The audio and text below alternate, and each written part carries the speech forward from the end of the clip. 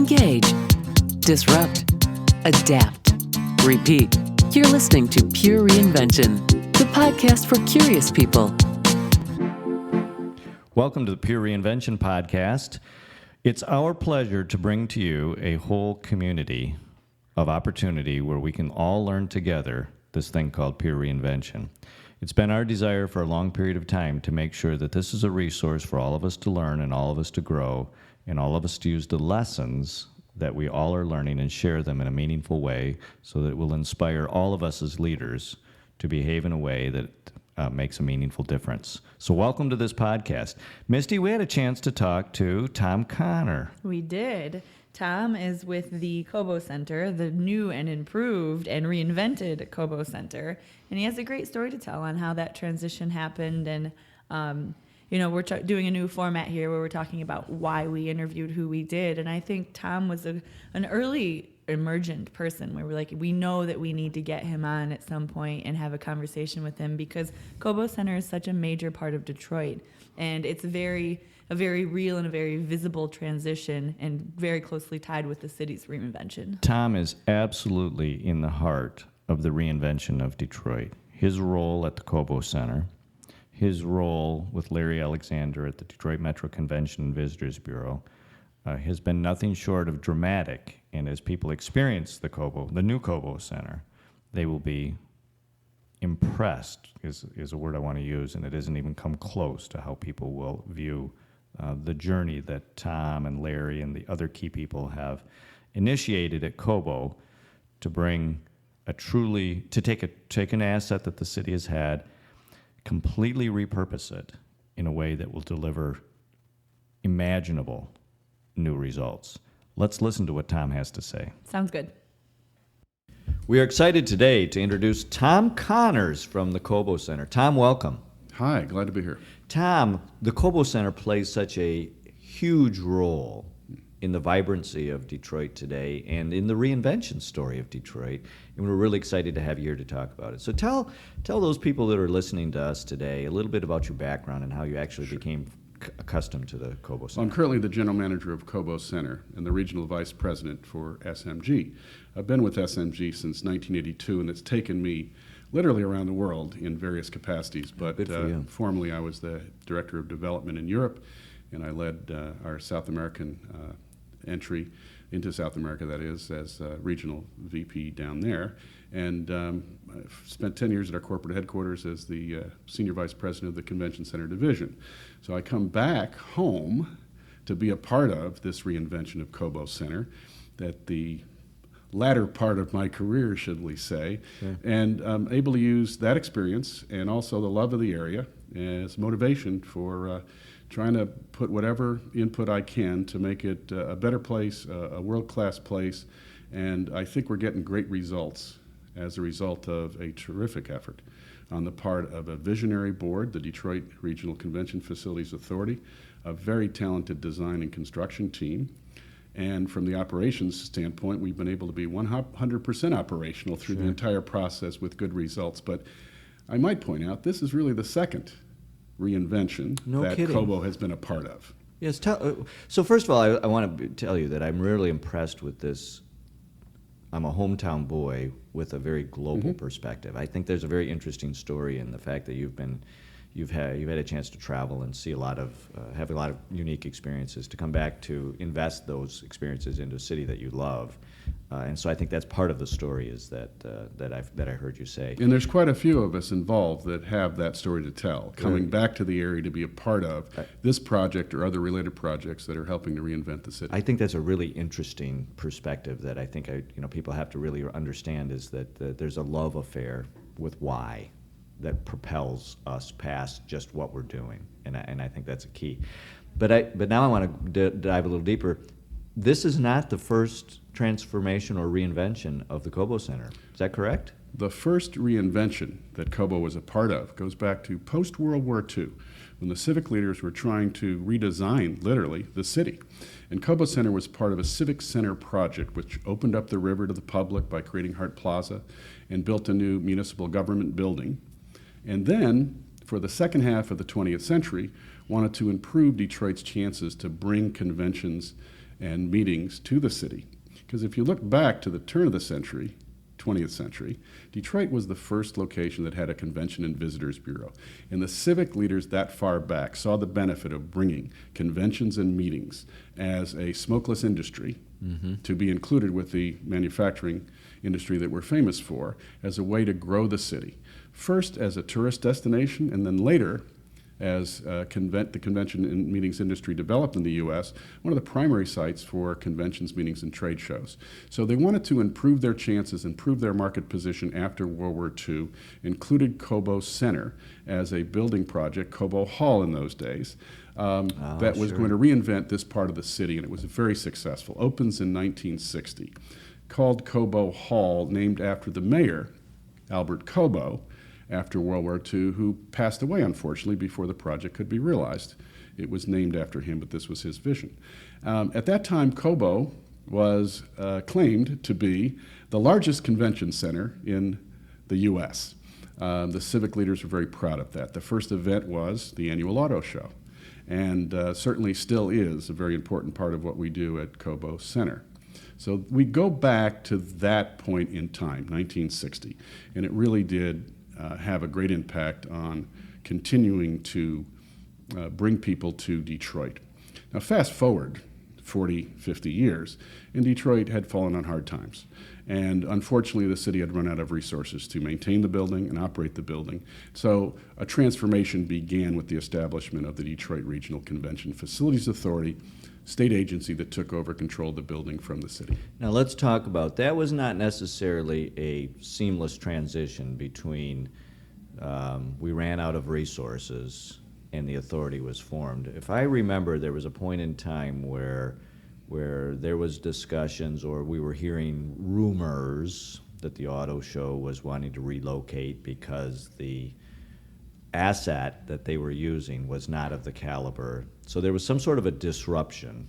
Correct. That really caused. Can you speak a little bit about how that disruption allowed for the new authority to take place, the new decision-making model? I think it wasn't that the auto show was taken for granted. It's just maybe their circumstances at the old Cobo Hall was. And so the Detroit area auto dealers began a campaign to either fix it or we're going to leave. And this so that's a major disruption. Yeah, this resonated with the political leadership, and the governor at that time put together the authority as it stands today. 5 members that represent the city, the state, and each of the 3 surrounding counties. A unique piece of legislation requires them to vote unanimously on everything they do. They come on the scene in 2009, and since then they have done just that successfully, meeting twice a month, supervising the construction project, following a year's worth of design development, input from industry leaders around the country.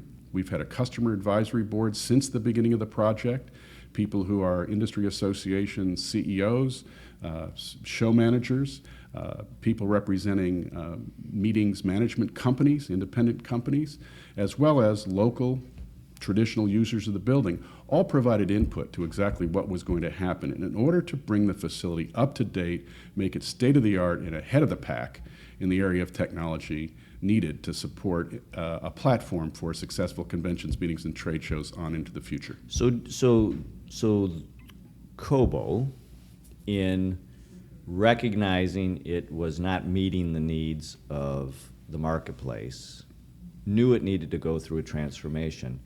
But how, Tom, did this new decision-making model, which you just described, how did that come into being? How come the thought process at the time was just replace what we're doing with the same thing?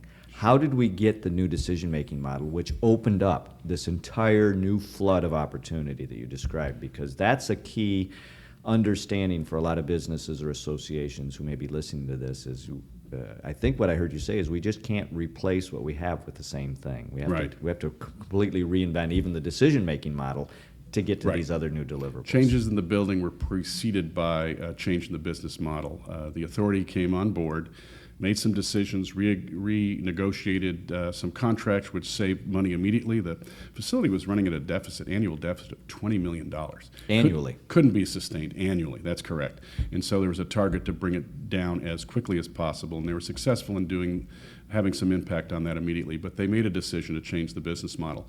So they hired SMG, and we're the world's leading facility management company, specializing in conventions centers, arenas, stadiums, and theaters. And we came in the late fall of 2010, about 60 days before the 2011 auto show. With us came a catering specialist for this industry niche, Centerplate. And together we worked to immediately create a customer-focused environment per our charge by the DRCFA to improve revenue streams, create revenue streams, enhance revenue streams to generate more income to offset the expenses of operating a facility this large and this complicated, to preserve the base of business, most notably the auto show and others, bring business back to the region, and then to build a base of business on into the future, along with our marketing partners, the Detroit Metro CVB. So now the starting point was a $20 million annual deficit that was not sustainable. What does your P&L look like today? Well, it's less than $6 million a year. We're ahead of our targeted pro forma for improvement that will eventually, by 2025, hopefully break even. We've expanded a number of the revenue-generating areas significantly, most significantly rent, and increased food and beverage volume.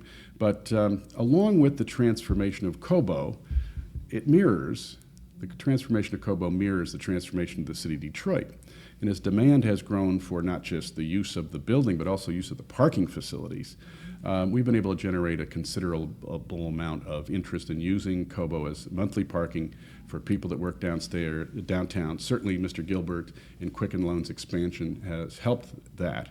And when we started our parking operation, for instance, as Detroit itself, the downtown area was beginning to build into this remarkable transformation that has taken place. We had 85 monthly parkers, and today we have 1,350. Yeah, that's amazing. Indicative of the transformation downtown in being in the right place at the right time with an improved facility to be able to accommodate that. So you have been a key leader, you and your decision-making model has been a key leader in helping transform Cobo specifically.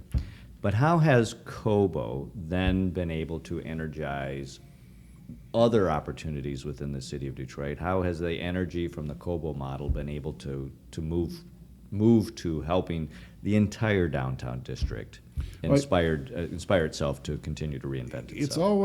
Cobo has always been an important cornerstone of downtown. I'll go back to the fact that most people, I think, have memories of Cobo Hall that revolve around the auto show. Yes. Or the Autorama, Yeah, custom car very good. show. Yes. Or concerts or basketball games or other events at the old arena. So one of the transforming decisions that was made early on was to reinvent the arena itself through an adaptive reuse that would completely gut the facility, put in a mid-level floor. In the top level, we've created a 40,000 square foot ballroom, and below that, 25,000 square feet of meeting rooms. Meeting rooms was a key to the additions and improvements that had to be made, and having a large, modern, high-tech ballroom was also a key demand by prospective users that we realized through feedback from that customer advisory board. Initially, the ballroom was going to be put up on the roof level, but that would have put us well beyond budget by about $15 million. So we went back to the cylinder of the arena, determined how many square feet we could get out of it. The mid-level floor was structurally feasible, and it's been a huge success with over 200 events going on in the ballroom a year, and a tremendous revival of gala events and special social events in this part of downtown, which brings people downtown, which probably puts some people overnight in hotel rooms, but also keeps the lights on, so that people that are downtown for other events or coming here on business see more activity in our little corner of the world than they have for many, many years. You know, what's really interesting in hearing you talk about this is this story of repurposing an existing asset is the same exact repurposing that we learned about the Detroit River. The Detroit River has been repurposed. Cobo, same asset, has been repurposed and has a completely new set of deliverables that you began to describe, which likely will allow you to exceed the goals that were set for financial performance of Cobo. allows for people, and this is where I want you to spend a few minutes now, Tom, allows people to touch and feel a reinvention. Many times a reinvention, it's sometimes difficult for people to touch it and feel it and really understand it. In the case of Cobo, and especially the people coming in August to ASAE 2015, can actually experience this reinvention. What should they be looking for? Well, the first thing they're going to see are these high definition, large format video screens on the outside of the building. They're completely unique to any similar structure in the world. They're going to see ASAE announced in full color video and graphic presentations on our main 120 by 30 foot video board, as well as the two corner boards on the northeast corner of the building that will also be generating revenue for us from advertising of sponsors and exhibitors from the show, as well as interested businesses around town. Those marquees also serve as our preview of coming events and calendar of events, but while an event is in the building, their event could be live streamed onto those video screens. The city will know what's going on with the impact that those huge boards will have on the streetscape downtown. You are, excuse me, you are purposely connecting the ASAE participants with the city of Detroit. Sure. Through the use of those video boards. Sure, that's one thing. And I think the other interesting connectivity of this transformation, two things. There are no second acts for arenas in America. Yeah, you so knock true. the old one down, you build a new one. So this is a unique aspect, this adaptive reuse of the arena. But also the original idea of Cobo Center as part of the Civic Center was to connect the people in the city with the river. It had been an industrial zone, not unlike many, many industrial cities. People couldn't get to the river because that's where the industry built up. Because of access to transportation, et cetera. Well, now with the Riverfront Conservancy's wonderful job with the Riverwalk, that's our back door.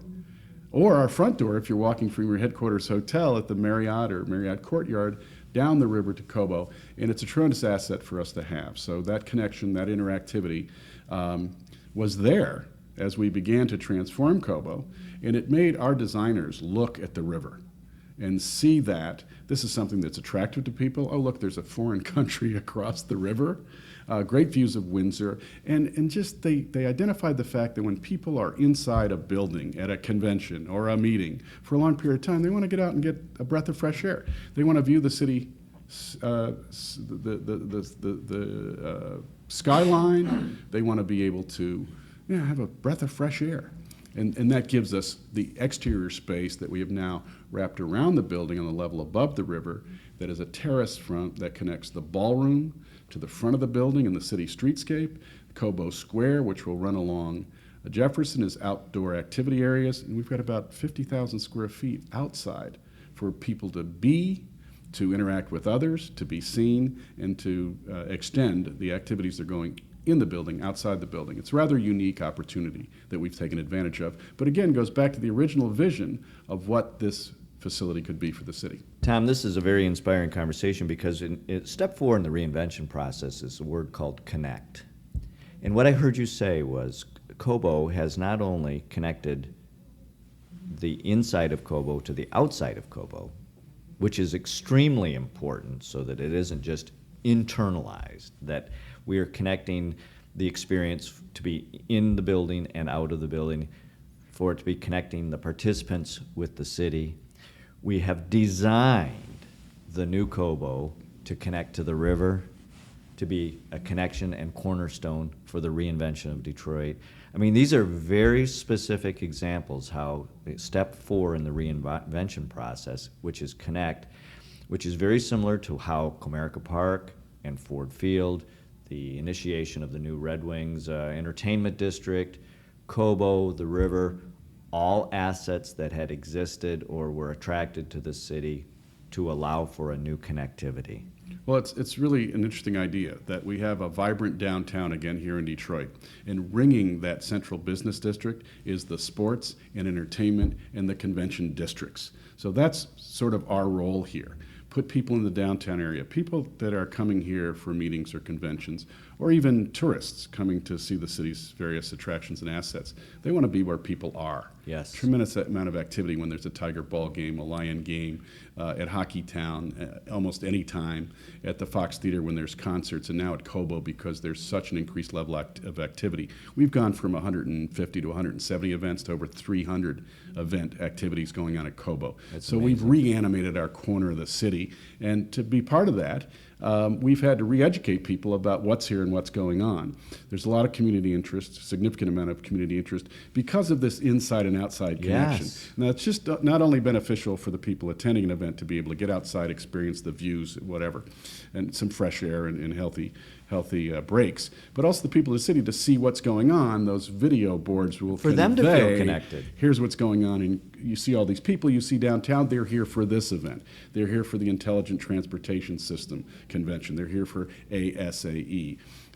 Beyond the auto show, beyond the Autorama, beyond this very successful and sustaining annual events that we have. And I want to add then that these major cornerstones that you just described as initial connectivities allow for the next phase of connectivity, which is every business surrounding those major assets, Tom, that allow for the dining experiences and other experiences that pop up and fill in the space in between all of these other major assets, which leads to the very robust and reinvention to be more than just cornerstone projects, but allow everyone who wants to participate in the reinvention their opportunity to do that. My guess is this is just another phase of what the Cobo Center is going to go through. Are you willing to share a little bit about what is in your vision for even post what Cobo is today? Well, but I think you just hit on it. I've heard a consultant specialist in the development of convention centers downtown refer to it this way. You will be successful when you have the right mix, mesh, and mass of activity within your convention center district. And it depends on people living there, people working there, people visiting there. So we will be successful when the coffee shop around the corner has 3 people in line and the first person lives upstairs, the second person works next door, and the third person's from Duluth and they're in town for the nurses' convention. Yeah. So we have seen that happen with the sports and entertainment district and now with the revitalization of Cobo. More of that interactivity between visitors, residents, and people who work here, that mix of activities in the central business district and the surrounding districts, the mesh of these people meeting, which is essential to be an attractive destination because people want to be where people are. And the mass, the critical mass, is now what we're building up. And so here's the future I foresee.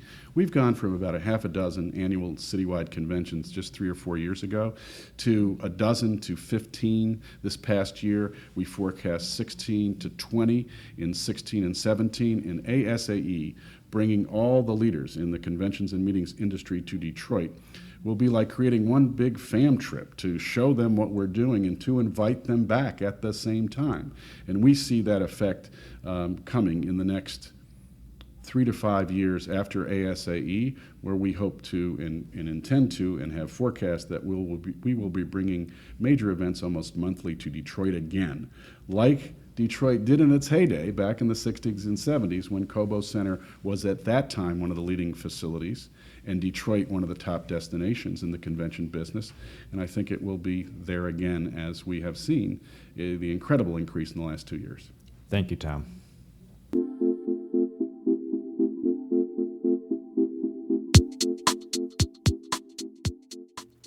What do you think, Misty? That was a pretty good interview, don't you think? That was good. I think that short of getting down to Cobo and really seeing it with your own eyes, Tom did a great job of explaining some of the new changes. However, I would highly recommend getting down to Cobo and seeing it with your own eyes if you haven't yet. Yeah, that's absolutely right. And Tom has been at the front line of this entire transformation. He's been a decision maker at the table, but more importantly, there's been somebody who's had to orchestrate many of the day-to-day involvements that are going on, not only in the transformation of Cobo, but going forward, Tom will be responsible for making sure that these transformations that have been initiated actually deliver new results. And here is the thing that I personally believe is so cool about the Cobo project, and that is, from the beginning, there was an expectation that there would be a completely new set of deliverable results. And there really is. They've shown it in the video screens on the outside of Cobo now that Thom has mentioned, and really you can't believe them until you see them. But the opportunities that those video screens give, bringing the participants into the city and the residents into what's happening within the heart of such a major convention center in such a major city, it's amazing. A couple of key things there that, Misty, you said that I want to talk a little bit about. One is that when Cobo was first created, it was a state-of-the-art convention facility. However, over time, it became a little less modern, a little less cutting edge, a little less competitive. We all feel that way sometimes. It happens. It was time for a completely new Cobo. Because of a completely new Cobo, one of the lessons learned in watching that project is how important the leadership of Cobo believed in this word called connect.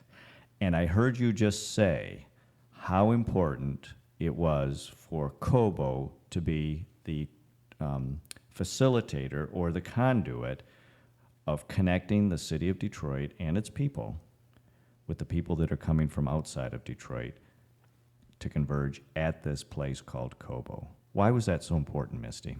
I think that it connects in a very smart way the reinvention of the city, and it's sort of a chicken and the egg conundrum. So what came first?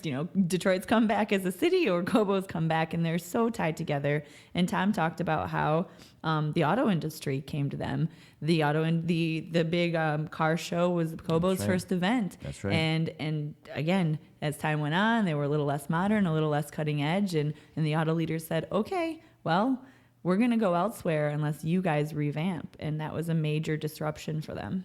So again, we have a major disruption that's causing us to take what was a key asset that had over time had become less competitive and forced us really ramp up to a whole new level what we do with one of our key assets.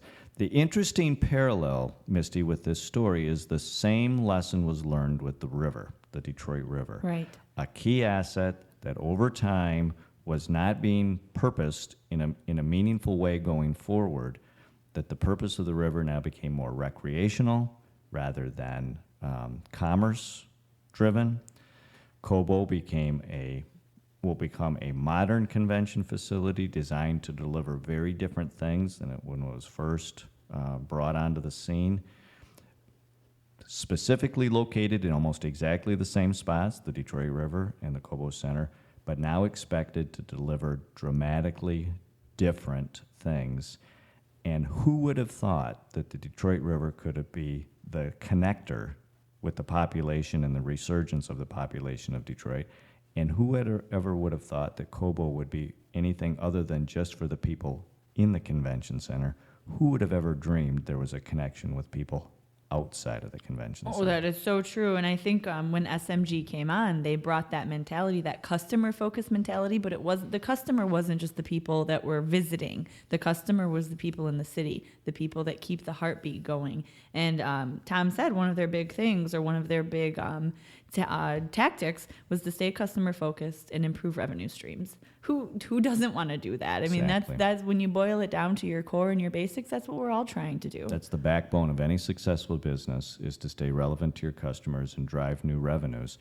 And when we start to think about how difficult it is to repurpose key assets that a business has, that an association has, that a municipality has, we all get in this mindset of doing the same thing with this key asset. And in a way, our own success, and we've heard this many times from the leaders that we've interviewed, our own past success is our biggest barrier to being able to repurpose and reformat and reposition for the future.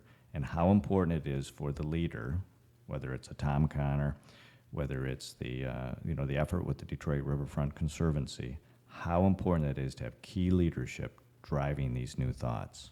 I think Thom said it well when he said, you can't replace something that you're trying to change with the same thing. And even though you have the same foundation, it's still Cobo, it's still the big four walls of Cobo.